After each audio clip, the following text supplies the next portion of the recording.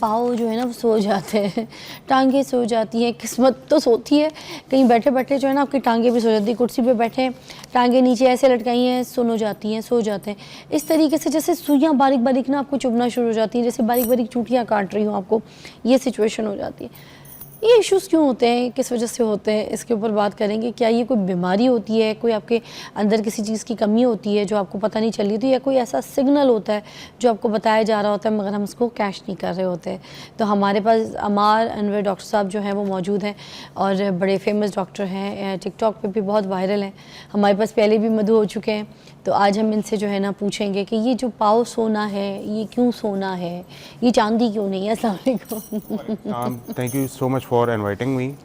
जी हमारे सब ये क्यों पाँव क्यों सो जाते हैं? इसके ना मल्टीपल रीजंस हैं और बहुत सारे लोग जो हैं इसको इग्नोर करते हैं। लोग एक्चुअली समझते हैं कि ये खुराक की कमज़ोरी की वजह से है या कोई और एक्टिविटी कर ली जिसकी वजह से, लेकिन इन रियलिटी ऐसा नहीं है। तो आप आते के साथ ये डरा रहे हैं, आप ये कह रहे हैं कि मतलब ये बाकी इसको सीरियस लेना चाहिए? इसको सीरियस लेना चाहिए। अगर आपके पाँव मुसलसल सो रहे हैं या पाँव में सुइयाँ चुभ रही हैं, ये चलते हुए टांगों में खिंचाव हो रहा है, टांगे लटका के बैठे हैं तो पाँव बेजान फील हो रहे हैं, ठंडे गर्म आपको मतलब एहसास होना बंद हो गया, this is quite a serious thing. तो हमें तो ये लगता है सबके साथ ही होता होगा ऐसे कि अगर काफ़ी देर एक पोजीशन पे बैठ जाओ, पाँव लटका के बैठो, तो ये सिचुएशन मुझे तो लगता है कि सबके साथ होती है। But you saying it's we have to take it serious. एक ये है कि हम यहाँ पे बैठे हुए हैं इस तरह इस पोजीशन पे, ठीक है, इस पे 3-4 घंटे अगर बैठेंगे तो उसके बाद थोड़ा सा एक्सपेक्टेड है कि पाँव के अंदर कीड़ियाँ चलेंगी या होगा, क्योंकि नर्व प्रेशर में आती है। बट दिस इज नॉर्मल कि आप इतनी देर 3-4 घंटे बैठे हैं, ठीक है। असूली तौर पर ऐसे बैठना नहीं चाहिए, लेकिन जॉब नेचर है, ठीक है, बाज़-औक़ात करना पड़ता है। लेकिन अगर रूटीन में एक बंदे के 2 मिनट बैठने पर पाँव सुन हो रहा है, ठीक है, ऐसे टांगे लटका के बैठने पर,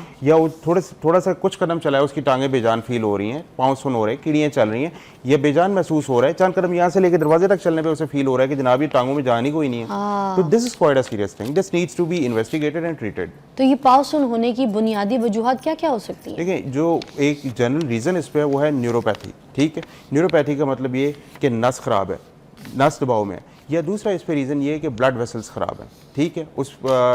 ये 2 डिफरेंट रीजंस होते हैं जिनको हमने इन्वेस्टिगेट करके सेपरेट करना होता है। न्यूरोपैथी की जो मोस्ट कॉमन कॉज हमारे पाकिस्तान में इस वक्त पाई जा रही है वो डायबिटीज़ है, नंबर 1 पे। लोगों को डायबिटीज़ का पता ही नहीं होता कि उन्हें डायबिटीज़ है। दूसरे नंबर पे जो होता है अनकंट्रोल्ड डायबिटीज़ की, यही एक प्रेजेंटेशन होती है कि पाँव जल रहे होते हैं या पाँव सो रहे होते हैं, उस पर इन्वेस्टिगेट करना पता चलता है डायबिटीज़ होती है।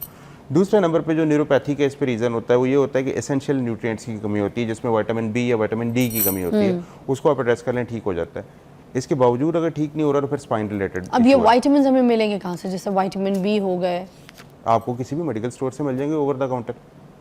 आपको इस पे प्रेस्क्रिप्शन की जरूरत डाइट वगैरह में नहीं ले सकते हम? डाइट किसी चीज़ में अगर किसी ग़िज़ा में कुछ हमें डाइट में होते हैं, बिल्कुल होते हैं, लेकिन जो डाइट हमारी होती है उसको हम पका इतना लेते हैं कि उसके अंदर से जो एसेंशियल न्यूट्रिएंट्स हैं वो खत्म हो जाते हैं। तो बिल्कुल ही खत्म हो जाते हैं, जीरो हो जाते हैं, मतलब कोई न्यूट्रिएंट्स ही नहीं होते वो जो हम खा रहे होते हैं खाने, सब्जी वाले या कोई ऐसे सौता करके सब्जी या मिक्स सब्जी, तो आपको लगता है कि उसमें कोई न्यूट्रिएंट्स नहीं होते, वो हमारे लिए फारिग ही होते हैं? कुछ सब्जियाँ ऐसी होती हैं जिन्हें कच्चा खाना चाहिए ताकि वो न्यूट्रिएंट्स आपकी बॉडी में जाएं, जैसे ग्रीन लीफी वेजिटेबल्स हैं, वो कच्ची खाएंगे धो के तो उसका ज़्यादा फ़ायदा होगा। कुछ सब्जियाँ ऐसी होती हैं जब आप इन्हें सौता करते हैं या पकाते हैं तो उनसे सिर्फ आप फाइबर ले रहे होते हैं, जो आपके एसेंशियल न्यूट्रिएंट्स होते हैं, विटामिन होते हैं, मिनरल्स होते हैं, वो आपके पक जाते हैं, सारे ख़त्म हो जाते हैं, उस वक्त सिर्फ फाइबर अंदर जा रहा होता है। तो ये तो लोग इतने इतने रेसिपीज़ बना रहे होते हैं। ये देखिए हम वेजिटेबल रोल बना रहे हैं, इसमें हमने सब्जियों को सौता किया और बच्चों के लिए जो है ना हमने इसमें ऐसे रोल बना दिया। It's a healthy breakfast. अब अंदर तो वो बच्चे खाने में भी केचप लगा लगा के टेस्ट के लिए खा रहे हैं, मगर ये कि वो कहते हैं कि बड़ा हेल्दी है कि भाई सब्जी जा रही है पेट में। देखिए तो आप कह रहे हैं कि ये बिल्कुल न्यूट्रिएंट्स खत्म हो जाते हैं। हर चीज़ जो होती है ना इतदाल में अच्छी लगती है। आप अगर सब्जी पका के दे रहे हैं तो साथ थोड़ी सी कच्ची भी दे रहे हैं। आप कभी देखें कि कोरियंस जो होते हैं, ये जापानीज होते हैं, उनके लंच बॉक्सेस देखें कि वो अपने बच्चों को कैसे दे रहे हैं, उसमें पोर्शंस बनाए होते हैं। हमारे यहाँ पे ये होता है कि एक ही चीज़ है, उससे आप लंच बॉक्स भर दें और दें कि खाओ, ऐसे नहीं होता। You have to make portion. कच्चा नहीं देते फिर हम साथ। हाँ यू आर राइट। अगर सब्जी दे रहे हैं सौता करके पका के या फ्राई करके, उसके साथ हम कोई और अलग से नहीं देंगे, कोई कच्ची सब्जी दें, क्योंकि ये एसेंशियल न्यूट्रिएंट्स होते हैं जो बॉडी को चाहिए होते हैं। हाँ, अब ये पाँव सुन होना शुरू हो गए, क्या कोई ऐसी एक्सरसाइज है जिसके ज़रिए हम जो है ये अपने पाँव का सुन जो है ठीक कर सकते हैं? मोस्टली तो लोग क्या करते हैं कि उचकना शुरू कर देते हैं, एक पैर से एक पैर को मारना शुरू कर देते हैं, या फिर ऐसे ऐसे करते रहते हैं, किसी तरह के पैर जा गए। एक ट्रांजिएंट मेजर होता है, ठीक है।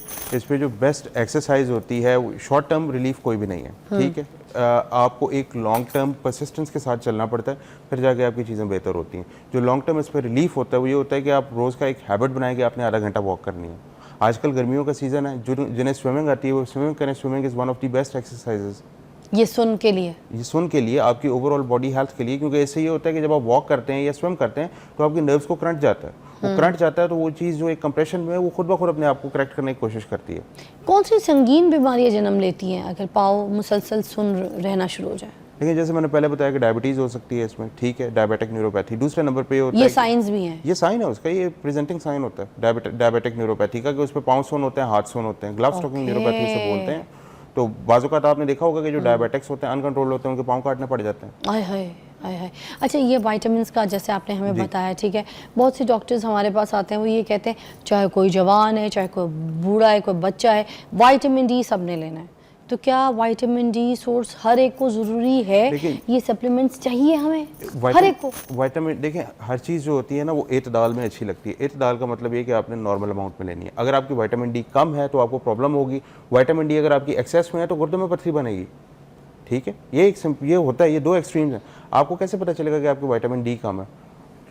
आराम से जाके अपना एक ब्लड टेस्ट करा लें, उस पर आपके सामने रिपोर्ट आ जाएगी। ब्लड टेस्ट हर जगह पे हो जाता है और उसके लिए आपको किसी डॉक्टर की प्रिस्क्रिप्शन की जरूरत नहीं है। आप जाके लैब पे कहेंगे जी विटामिन डी का टेस्ट कराना है। फिर जैसे गोलियां होती हैं सनी डी, विटामिन डी की, ये खा सकते हैं हम? जी खा सकते हैं अगर इंडिकेटेड हो, लेकिन अगर इंडिकेटेड नहीं है तो फिर नहीं खानी।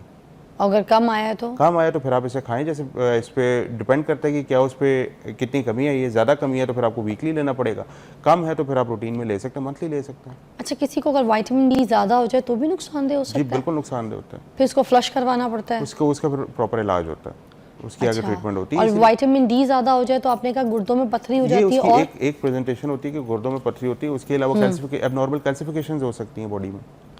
अल्लाह। अच्छा, कुछ लोगों के पाँव जिनके सुन होते हैं उनके पाँव में ना साथ साथ दर्द और जलन भी होती है, वो किस वजह से होती है? ये डिफरेंट अभी कीड़ियों से ज़्यादा की फॉर्म है मुझे लगता है। ये एक्चुअली स्पाइनल स्टीनोसिस की वजह से है। ये कीड़ियों से पहले की फॉर्म है, इसके बाद फिर कीड़ियाँ आती हैं, फिर पाँव सुनपान होता है। स्पाइनल स्टीनोसिस का मतलब है कि हराम मगज़ की नाली तंग हो गई है, तंग होने की वजह से आगे करंट नहीं जा पा रहा, और ये एक आपको बॉडी बता रही है कि कोई गड़बड़ चल रही है, इन्वेस्टिगेट कर। अब ये जो सिचुएशंस हो रही हैं पाँव सुन होना, क्या मुकम्मल तौर पे ठीक हो सकता है?